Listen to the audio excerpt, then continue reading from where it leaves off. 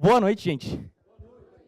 Queria começar, antes de mais nada, agradecendo a presença de todos e todas vocês aqui. Agradecer pelo tempo de vocês. Eu sempre agradeço pelo tempo, gente. É a coisa mais preciosa que a gente tem, é o bem mais, o recurso mais importante que a gente tem. É o único que a gente não recupera. Então, obrigado pelo tempo de vocês. Vou retomar a fala do Rico. Parabéns por estarem aqui. Parabéns por tudo que vocês fazem, tudo que vocês realizam, dia após dia. É uma honra enorme.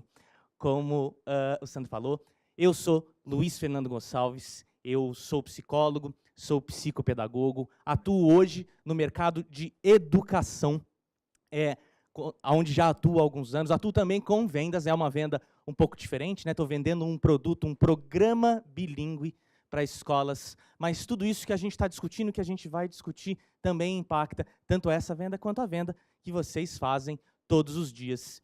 E uma coisa extremamente importante que a gente vai falar hoje, que é qual é o papel da nossa saúde mental no nosso dia a dia, como isso impacta o nosso trabalho e como isso impacta a nossa vida como um todo, né? Então, não há dúvidas de que o cuidado que a gente estende para nós mesmos faz frutos em todos os campos da nossa vida, né? Essa história de, assim, puxa, o Luiz do trabalho versus o Luiz a parte pessoal. Cara, não tem isso não. Todos nós somos pessoas, trabalho, lazer, a todo tempo. O que a gente faz é ajustar comportamentos para alguns contextos, mas não tem como diferenciar. O que me impacta na minha vida pessoal não vai impactar no trabalho? O que eu vivo no trabalho não vai impactar a minha vida pessoal? Impossível distinguir essas coisas. Então, hoje, nós vamos falar de coisas que não são fáceis, mas que vale a pena demais a gente investir o nosso tempo para que a gente chegue nos resultados que a gente quer chegar. Vamos falar de algumas práticas, alguns comportamentos que a gente pode adotar em todos os âmbitos da nossa vida, mas também no ambiente de trabalho. E como isso vai impactar, como eu falei, todo o nosso sucesso em todos os ambientes, em todos os fatores. Vou convidar vocês para participarem um pouco comigo, pode ser? Beleza? Ninguém vai ter que levantar, ninguém vai ter que falar nada não. Tudo bem tranquilo, podem ficar em paz, tá? Vou convidar vocês, no momento raro de palestra, né? Podem mexer no celular agora. A gente vai responder essa pergunta aqui, facinho de responder essa, né? Easy. Mole. Vocês vão abrir lá no navegador de vocês, no celular, esse site aqui, ó. Pode digitar isso daqui na barra de endereços. Ele vai pedir esse PIN aqui para vocês. Digitem o PIN e entrem lá. Você consegue fazer um tab lá rapidinho? Só pra gente... Aqui, o X fica aqui, ó. É um inferno. Tá tranquilo. Pera aí, já vou voltar. 2 segundinhos. O X fica aqui, ó. Isso. Evento em andamento. Aí, abre tela do projetor. Aí daqui a pouco você dá... Pronto, volta lá no PIN pra gente, por favor. E daqui a pouco a gente vai mudar de tela. Mantenham na mente de vocês a pergunta. Vocês vão responder, vocês vão ver lá, depois que vocês digitarem o PIN, vai ter um campinho para resposta lá. Vocês podem colocar uma palavra, 2 palavras, uma frase, o que vocês quiserem e quantas vezes vocês quiserem. É anônimo, tá, gente? Podem ficar tranquilos e tranquilas. Beleza? Todo mundo conseguiu acessar, colocar o PIN? Tô calmo.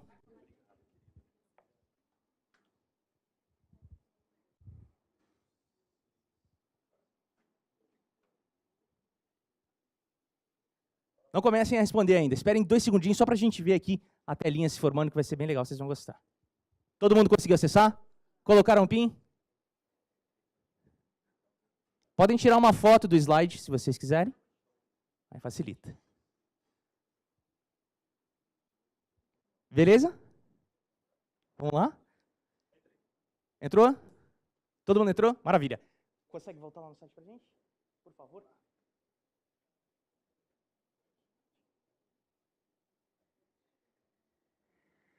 Olha lá que massa, a nossa nuvem de palavras se formando.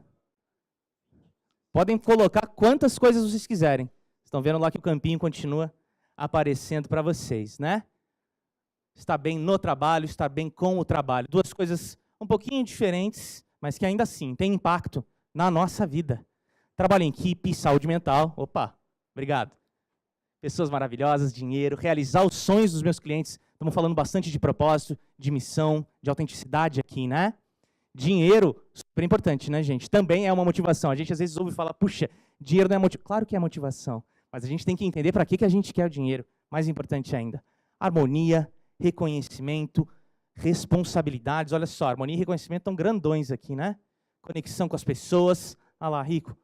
Pessoas maravilhosas, poder ajudar, impactar, estar feliz consigo mesmo. São coisas extremamente importantes para que a gente esteja bem no trabalho e, por consequência, em outros aspectos das nossas vidas também. Vamos manter essas coisas aqui em mente enquanto a gente vai conversando, para que a gente possa fazer um resgate interessante de como a gente chega nesses lugares e como a gente se mantém nesses lugares. Chegar lá dá para chegar, mas se manter lá é o caminho mais complicado, mais complexo. Muito bacana. Significado, falamos de significado hoje, realizações, atender e entender as necessidades dos clientes. Obrigado, gente. Essas aí são as contribuições de vocês. A ideia é a gente entender, novamente, quais são comportamentos interessantes que a gente pode adotar para o nosso dia a dia, para que a gente chegue e se mantenha ali. É facinho, é pouco estressante trabalhar no varejo? Bobagem, né? Estou aqui falando, não é, né? Vendas é muito tranquilo, um dia a dia muito regular, harmonioso, pouco caótico, né? Vou trazer alguns números para vocês aqui, eu não sei se vocês têm noção disso, de algumas pesquisas recentes, são todas desse ano, de agosto e setembro. O índice de saúde mental dos brasileiros em 13 setores. Aonde está o varejo? Vocês acham que está lá no topo, melhor índice de saúde mental? Está no meio? No meio? Más notícias. É o pior índice de saúde mental desses 13 setores. 57,8 numa escala de 0 a 100. E aí, essa pesquisa também identificou alguns fatores que ajudam a baixar esse número, mas também que ajudam a aumentar esse número. Vamos dar uma olhadinha? O que ajuda a abaixar esse número do nosso ambiente de trabalho? Conflitos e situações abusivas mal resolvidas, né? Situações abusivas nunca é bem resolvido, mas conflitos podem ter boas soluções. Preocupação constante com o trabalho, ou seja, você sai da loja, sai da onde você estiver, qual for o seu ambiente de trabalho, cara, você está carregando aquilo está te remoendo por dentro. Existe uma preocupação constante com o que você entrega, o que você é capaz de entregar e como isso está sendo visto. Desconexão do trabalho é o oposto, né? Aquilo já não faz mais sentido para você, você continua ali, o significado, o propósito, a missão, tão distantes da tua atividade diária. Exaustão, de novo, cansaço, aí todo mundo ok? Maravilha, né? Exaustão faz muita parte desse setor. E um volume de demanda altíssimo. Lógico, né? A gente entende os movimentos do mercado, a gente entende os movimentos internos das instituições para as quais vocês trabalham ou que vocês lideram. Muito importante ter isso em mente. Essas são as questões que abaixam aquele fator. Mas sempre tem um lado positivo, a gente trabalha com possibilidades. No que é possível a gente agir para que elevemos esse fator de saúde mental? Autonomia e participação, entender qual é o teu papel ali dentro, entender que existe um nível de autonomia e que você pode se envolver em diversas instâncias do trabalho que é realizado por aquela loja, né? Um relacionamento positivo com a liderança, ou se você é líder, um relacionamento positivo com as pessoas que são suas colaboradoras, né? Um relacionamento interessante com colegas, ou seja, há de haver uma comunidade participativa, uma comunidade acolhedora, e a clareza das responsabilidades. Qual é o meu papel? O que eu tenho que fazer, o que eu posso fazer e como eu posso agregar à instituição em que eu me encontro. Então, tendo tudo isso aqui em mente, a gente já pode começar a se voltar para caminhos que prezem por isso daqui e se distanciem disso daqui. De novo, esse é um trabalho que a gente pode fazer individualmente, pensando no nosso dia a dia, nas nossas ações, mas que a gente também pode disseminar para quem está do nosso lado. Como é que a gente inicia essas conversas? Como é que a gente traz os colegas ou a liderança, ou seja lá quem for o mantenedor da instituição, para que tudo isso esteja no radar, né?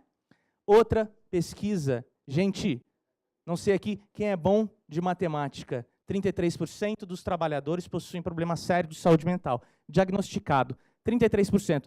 Às vezes a gente ouve 33%, não é muito. Vou trazer isso mais palpável, exatamente. Se você não está se sentindo, olha para o lado, é alguém que está perto de você. Como é que a gente pode entender uma situação dessa magnitude em que não há um plano de ação efetivo para acolher esses sofrimentos Não é questão da gente não ter mais sofrimento. Eles fazem parte da nossa vida. Mas quais são as ações positivas que a gente desenha para que isso seja mitigado, seja diminuído de alguma maneira? Então, a gente fala de problemas que são muito constantes, né?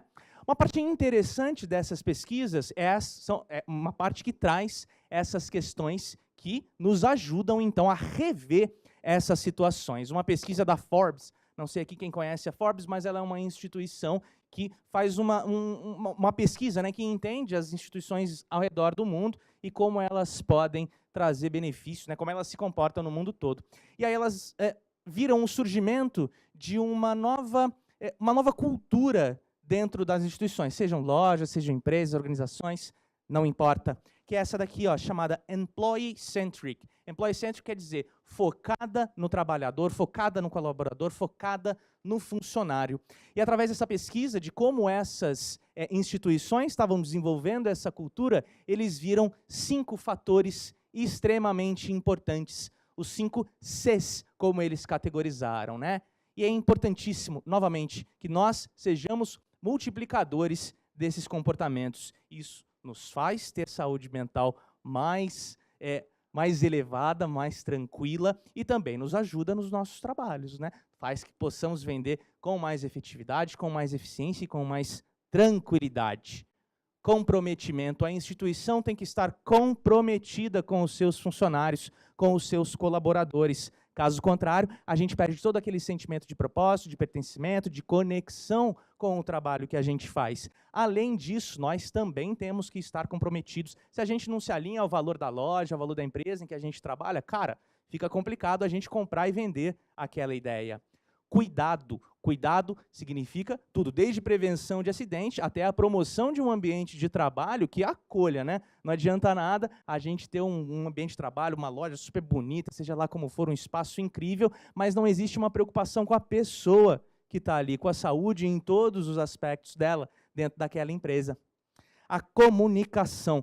Cara, comunicação dentro de um ambiente de trabalho é sempre uma questão que é levantada como, muitas vezes, negativa, né? Então a comunicação é falha, as pessoas não entendem muito bem o que a liderança quer fazer, ou a liderança não ouve muito bem a comunicação dos seus colaboradores, ou a própria comunicação lateral não é interessante, não é positiva. Como é que a gente pode instituir modelos de comunicação que permitam que todo mundo se entenda, gente? Como é que eu, como líder, falo para os meus funcionários para que eles entendam aquilo que eu quero dizer? Como é que eu, como funcionário, trago a minha voz para que todo mundo me ouça, seja par ou seja líder? Celebração, cara, não tem coisa melhor do que bater meta e todo mundo celebrar junto. Não é só aquela pessoa que bateu meta que vai celebrar sozinha, né? Tá todo mundo junto para o mesmo propósito, né? Tá todo mundo trabalhando junto.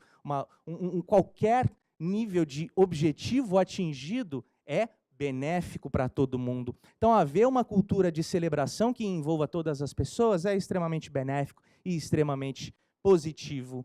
E um senso de comunidade. Participamos do mesmo jogo, estamos no mesmo barco, estamos no mesmo trem. Como é que a gente acolhe uns aos outros para permitir que essa comunidade seja bem consolidada, seja bem estabelecida?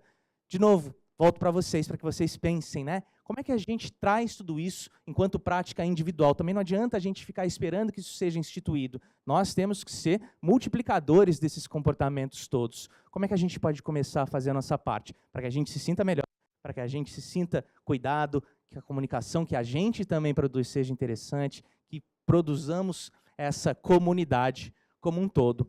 Afinal de contas, não tem como a gente que certos aspectos fazem parte da nossa vida, e aí a gente tem que entender em que grau isso vai fazer parte da nossa vida e como isso vai nos afetar e que saídas e soluções nós buscamos. Ansiedade, depressão, burnout, esses aqui são os 3 sofrimentos mentais relatados naquelas pesquisas lá que eu trouxe para vocês há pouco. Uma preocupação excessiva com o futuro, com coisas que não estão agora aqui na nossa mão. Uma falta de energia, né? Esse sentimento de falta de propósito, de não saber para onde ir. Ou uma relação um pouco complexa com o trabalho, em que você se sente envolvido pelo trabalho e sente que está sempre querendo trabalhar, ou o exato oposto, eu não quero mais ouvir falar de trabalho. na minha vida? Como é que a gente pode trazer esses pequenos comportamentos para tudo que a gente faz para diminuir essas questões todas aqui, né? E aí a gente entra numa questão que eu acho super importante, principalmente quando a gente fala de vendas, mas quando a gente fala de qualquer coisa na nossa vida, que é o nosso sentimento de autoconfiança. Como é que a gente pode trabalhar isso no dia a dia, novamente, para que isso impacte positivamente todas as áreas daquilo que a gente faz? Para que a gente seja convincente, a gente tem que estar convencido. Não há como a gente trazer um produto para venda sem que a gente compre aquela ideia. Falamos um pouco disso hoje também, né? E também não há como a gente ir na direção de um objetivo que a gente acredita querer, sem que nós mesmos estejamos convencidos da validade desses objetivos. Então, como é que a gente se vê com relação a essa convicção do que a gente quer, seja escolher o que a gente vai pedir no iFood hoje, seja da ideia do produto que a gente vai vender? A gente só vai ser convincente se a gente for autêntico. Não tem como a gente ser convincente, a outra pessoa está olhando e fala assim, ixi, cara, esse cara aqui parece um robô, está cuspindo ideia aqui em mim, caramba, que ideia estranha. Né? O produto pode ser incrível, mas se a pessoa que está ali na tua frente não está passando essa ideia, não está sendo autêntica, vai ser complicado dela te convencer. Da mesma maneira, como é que a gente faz isso em outros âmbitos da nossa vida? Como é que a gente cativa pessoas com os nossos ideais, com os nossos pensamentos e objetivos, para que elas entendam que somos convincentes ao passo que somos autênticos? E aqui, nesse fator, entram 3 questões extremamente importantes. Não é fácil trabalhar em cima delas, tá, gente? Falei lá no começo, nada disso daqui é fácil, mas a gente tem que praticar todo dia. A autoconfiança está intimamente relacionada à nossa autoestima e ao nosso sentimento de autoeficácia. E aí, às vezes, as pessoas me perguntam, né, falam assim, mas espera aí, autoestima não é só se olhar no espelho e falar assim, pô, tô bonitão hoje. Não. Autoestima é entender quais são as nossas possibilidades. Quando a gente fala de autoestima, a gente está falando do reconhecimento das nossas características, sejam quais forem, e como elas podem ser úteis para nós, né? Então, o meu sentimento de autoestima tem que estar intimamente ligado àquilo que é possível para mim. E o meu sentimento de autoeficácia está super ligado também ao como eu me vejo entregando tudo aquilo que eu me disponho a entregar. Pô, aqui eu estou dando o meu máximo não é o esperado, mas, cara, é o que eu posso fazer, é o que eu consigo fazer. Então, esse sentimento de autoeficácia está muito relacionado a essa noção de como você executa a sua competência, seja qual for. Pode ser vender sapato, pode ser fazer crochê, pode ser atendimento clínico, não importa. Meu sentimento de autoeficácia tem que estar ligado às minhas possibilidades para que eu esteja convencido também e sendo autêntico daquilo que eu sou capaz de fazer. E aí eu vou trazer algumas perguntinhas para vocês. Isso daqui é um exercício de pensamento, né? Vocês podem tirar foto, que infelizmente não vai dar para a gente discutir todas elas aqui hoje. Como é que a gente se sente, então, em relação ao quanto somos genuínos, né? Quando a gente está com pessoas ao nosso redor, a gente se sente genuíno? Ou a gente se sente meio que esquivo, né? Meio que na ideia de que a gente tem que abandonar a nossa autenticidade para agradar outras pessoas? Você se comunica com você mesmo, com você mesma, de uma maneira honesta e verdadeira? Você consegue manter a sua convicção apesar das vontades alheias? E tudo bem fazer concessões. A gente não precisa sempre que a nossa convicção passe por cima das vontades alheias. E isso também entra naquela questão de entender qual é a nossa autoestima. Eu posso fazer essa concessão. Você consegue identificar e se conectar com as suas emoções? Cara, isso daqui é difícil, hein? A gente vai falar mais disso para o final. Você consegue agir com espontaneidade? A gente não vai ser 100% das vezes assim. Mas quanto mais a gente se atenta para isso, mais a gente vai se sentir confiante, mais a gente vai entender as nossas possibilidades, ou seja, a nossa autoestima vai começar a caminhar para cima, mais a gente vai entender o que a gente é capaz de produzir, ou seja, o nosso sentimento de autoeficácia. E aí, procurar manter isso daqui no nosso radar. De novo, difícil pra caramba, mas importante pra caramba também. Outra coisa que a gente às vezes esquece. Cara, imagino a correria, ainda mais chegando agora final de ano, que é a vida do varejo. Pô, horas dentro da loja, andando para cima e para baixo, já conta como exercício, né? Às vezes tempos reduzidos para fazer uma alimentação interessante ou para ter uma boa noite de sono. Eu não sei vocês, uma boa noite de sono, não sei qual foi a última que eu tive. Mas é uma coisa que eu acordo todo dia e falo assim, caraca, queria ter descansado. Sei o quanto é osso, mas a gente tem que tentar manter isso no nosso radar sempre. Cara, se a gente está comendo minimamente bem, não é comer só fruta, verdura, salada todo dia, mas é manter isso no nosso radar. Só almoçar no La Prímola, aí pronto, resolvido, entendeu? Fazendo exercício, imagina, de novo, correria o dia inteiro para cima e para baixo, vai para o estoque, vai não sei aonde. Cara, mas voltar para casa, fala, puxa, eu vou dar uma caminhada de 15 minutos aqui no quarteirão, vou pôr uma musiquinha, vou ouvir, vou dar uma respirada e fazer um exercício, uma coisa para mim. Vou procurar ter uma boa noite de sono. Às vezes a gente sai do trabalho, chega pilhado em casa, cara, agora não vou conseguir descansar, vou ficar no celular, vou ver um seriado, e aí tela, luz azul, luz azul, luz azul. Isso é uma péssima higiene do sono, como a gente chama. De novo, pô, vou ler um livro, vou ouvir um podcast, vou ver uma coisa calma. Se eu não consigo largar do celular, pelo menos vou consumir alguma coisa no celular que me ajude a abaixar um pouco. Mente sã em corpo são, cara. Não tem como a gente imaginar que a nossa cabeça vai funcionar bem se o nosso corpinho não estiver funcionando legal e vice-versa. Se o nosso corpo não estiver funcionando legal, se a gente não estiver atentando para ele, a cabeça não funciona também. Como é que a gente pode encontrar estratégias? Uma refeiçãozinha por dia eu vou fazer com consciência. Cara, tenho meia hora de almoço. Eu vou ali, vou comer no self-service rapidinho, mas eu vou fazer um prato colorido aqui. Check. Sei que eu fiz uma refeição boa nesse dia. Cara, hoje não vai dar tempo de eu fazer os 15 minutos. Eu vou chegar em casa, vou fazer um alongamento de 5 minutos só para me reconectar com o corpo. Não vou ter 8 horas de sono essa noite de jeito nenhum. Nem sei o que é isso, 8 horas de sono, tá maluco? Ter 4, 6 horinhas de sono, mas eu vou descansar antes de dormir. Vou deixar abaixar a energia para que no dia seguinte eu acorde um pouco menos poído, um pouco menos moído. Então, são coisas, de novo, cuidado com o nosso corpo, é cuidado com a nossa mente, cuidado com a nossa mente, é cuidado com o nosso corpo. Se a gente está funcionando bem, a gente vai render mais na loja, a gente vai funcionar melhor, a gente vai vender mais, a gente vai se conectar melhor, uns com os outros e com nós mesmos. Agora, o que a gente pode fazer então, né? De novo, juntos, para que exista um cuidado com a nossa saúde mental. O que a gente pode pensar, o que a gente pode instituir de boas práticas na nossa rotina, e agora falando do trabalho principalmente, que vão trazer aspectos positivos, interessantes e simpáticos para nós, né? Eu acredito muito em espaço de troca.